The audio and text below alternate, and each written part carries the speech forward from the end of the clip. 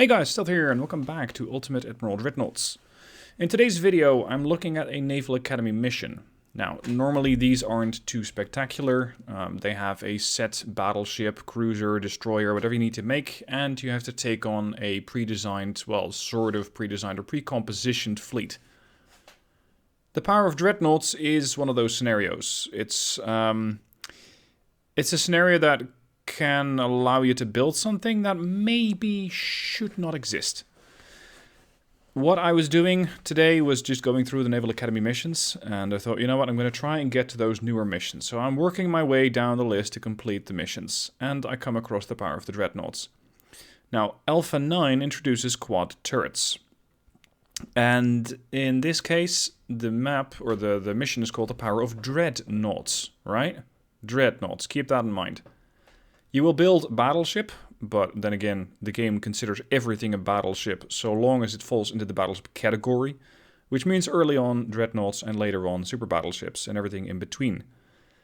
If you pick boost technology, then you can start with something like this. Yeah. Why not? This is somewhere between a battleship and a dreadnought. I don't exactly know what year we're in because this scenario doesn't tell you.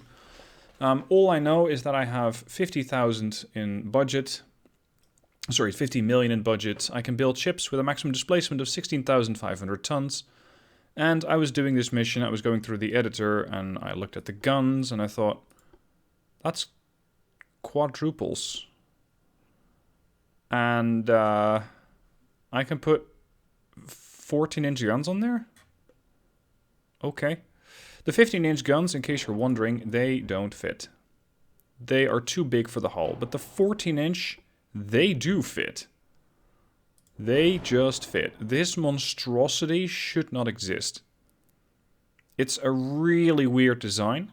I've had to sacrifice quite a bit of my regular survivability build. I'm not using maximum bulkheads, I'm using a single bottom hull, but then again you cannot get double or triple because it hasn't been researched yet. She's dead slow at 15 knots, no secondaries, no casemates, nothing. All I went for was a couple of smokestacks, and even that is just one item. So basically the ship was 3 clicks. 1, 2, 3, done. And that's the whole ship. She has a slight aft weight offset of 0.4%, but it's really not that bad. And I thought, okay, but will she actually fight? Will she actually win? The reload time on these guns is almost 44 seconds. Can I stay alive long enough for this thing to sustain the hits? I don't exactly know what the enemy is going to be bringing. I don't believe the scenario says so, but let's check. Enemy has maximum 21 knots, maximum 10-inch armor, will never retreat.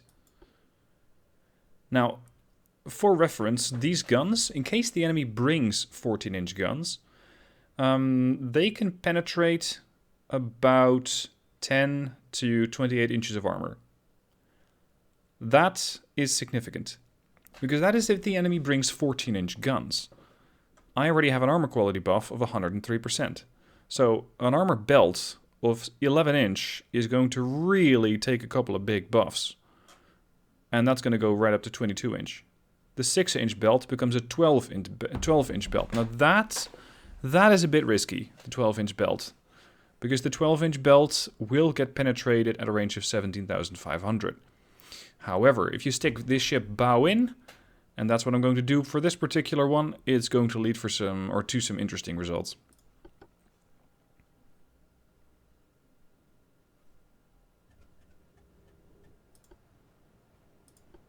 The enemy has only 2 battleships. They are to the north. I have 2 hours to complete my mission, and that should not be that much of a problem. All I need to do is find them, and it might look like the enemy is nowhere to be seen, but that's not quite true. You can actually find the enemy quite soon. You just don't have the visibility, you don't have the spotting, you don't have a radar. You can't see anything. And apparently they can see me. So it is possible that their that their tech is slightly better than mine. But look at this weird thing. A dreadnought with a quadruple turret? See, if it wasn't for the scenario, I would never have figured this out. I would never have actually tried to go with the Dreadnought and then figured out that, oh, you know what? Maybe these things can pack quadruple 14-inch turrets. Again, the reload's pretty dreadful, but our starting range is 8.5 clicks. Now, remind me of that, or let's say I remind you, rather, of that armor pen. These ships have 13-inch guns. They have 8 of them, which is the same level of barrels, the same number of guns as my ship. It's just that they have all of their firepower concentrated in the stern. And of course, every time you hit rebuild or restart the scenario, the game designs a different ship. I am pretty much completely bow in. I'm going to angle slightly and make my ship even more difficult to pen. Because at a range of 7.5 kilometers, where we're at right now, I can pen 19.8 inches of belt armor. They can do similar things, but slightly less. Because they don't have 14-inch guns, they have 13-inch. So they're going to be slightly less effective as far as penetration goes. But what they're not doing is going bow in. And that's allowing my ships to have a pretty easy time of it as I'm engaging these enemy battleships. Or, well, I suppose these are more in line with what I expect from an early battleship. You could argue that these things are maybe late Dreadnoughts, something like that. Now we've done a whole 12 damage. That's it so far. But accuracy is going up. And all I'm doing is just sailing straight at the enemy. It is really that simple. Just sail straight at the enemy and let those 14-inch guns rip. There is a reason, by the way, that I still have an aft turret. And that I'm going bow in while I have an aft turret. The reason for going bow in is that my armor is pretty decent, but I don't really want to test it that bad.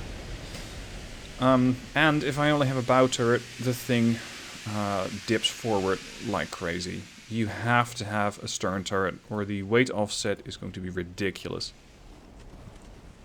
Now what I'm going to do is continue to steam towards them.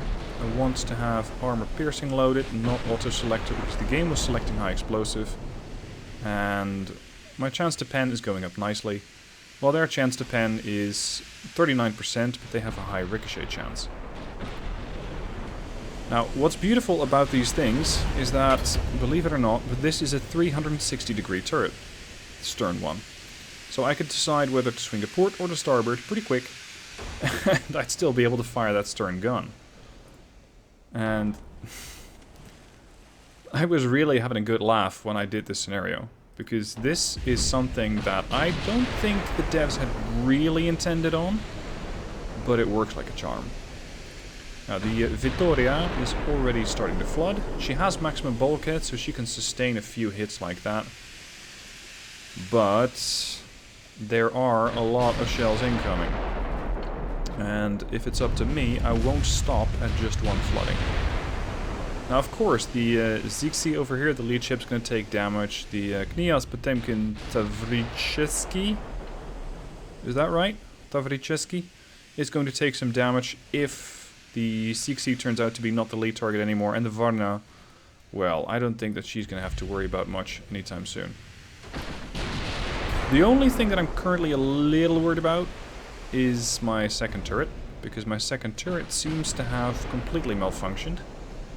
And I am firing with black powder. Now, it's not quite as violent as Lyddite, but you really don't want these turrets flying off the ship. The Kniaz Potemkin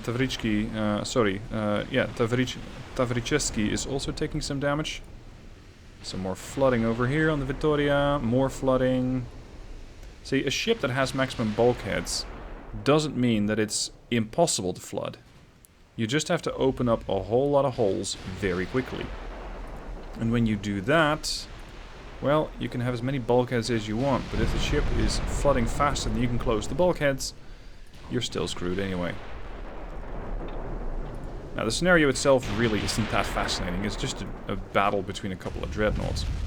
But the way that these things can be designed, that is interesting.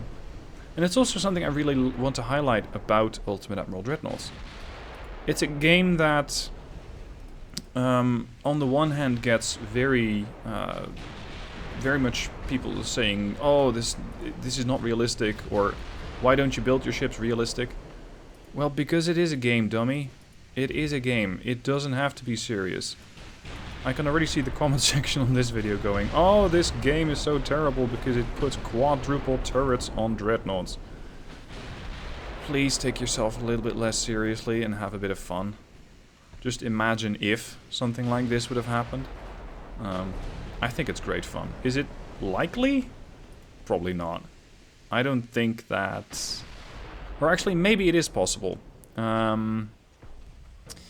Let's say that you were to build something like this in a campaign, when it does eventually come out. What could happen is that... Oh, bye-bye. Oh, and she also died. What could happen is that you research your gun tech faster and farther, if such a thing is possible. You research your gun tech faster and farther, but you don't get your hulls upgraded. So what I'm envisioning is a situation where you have, for example, a tech tree that says, this is the tech tree for the hulls, this is the tech tree for the guns, this is the tech tree for, I don't know, propulsion, etc. And you go deep into the gunnery tree, but you don't really do much about your hull tree. So your dreadnoughts are still stuck in 1910, but your guns are 1930. And that's why you get quadruple turrets, because they start relatively late. You need quite advanced gunnery tech. And keep in mind, these are not Mark 1s, these are Mark 3s of the 14s. But maybe in a situation like that, maybe that's when you can get these quadruple... Well, I'm still not sure whether to call them dreadnoughts or battleships. The game seems to think they're a battleship. I'd say they're a happy accident between a battleship with quadruple turrets and a dreadnought after one hot and sweaty one-night stand involving a lot of lube and lyddite. Maybe not in that order. And what you end up with the next day when you look in the dockyard is this. And it's glorious. It doesn't have to be serious. It just has to work. So, that also goes to call, by the way, on the scenarios.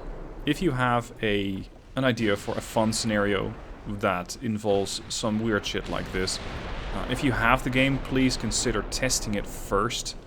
Don't tell me to build a dreadnought with 18-inch guns, because I can't do that. Something like that doesn't exist.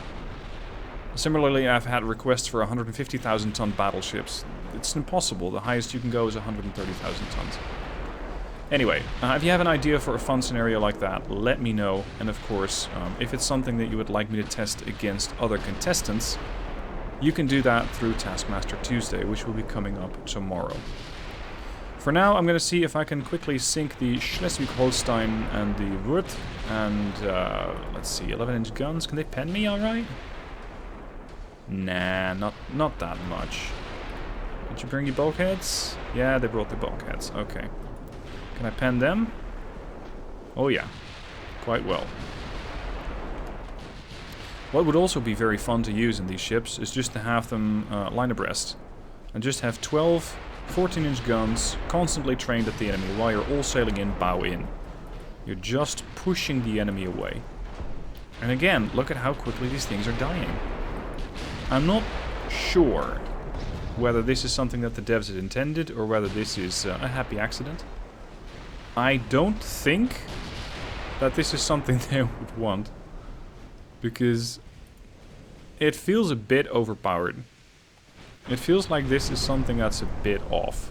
I will be reporting it to the devs. I'll be sending the video. I'll be linking the video. But the fact that this is possible and that you just randomly stumble across shit like this stuff makes my day.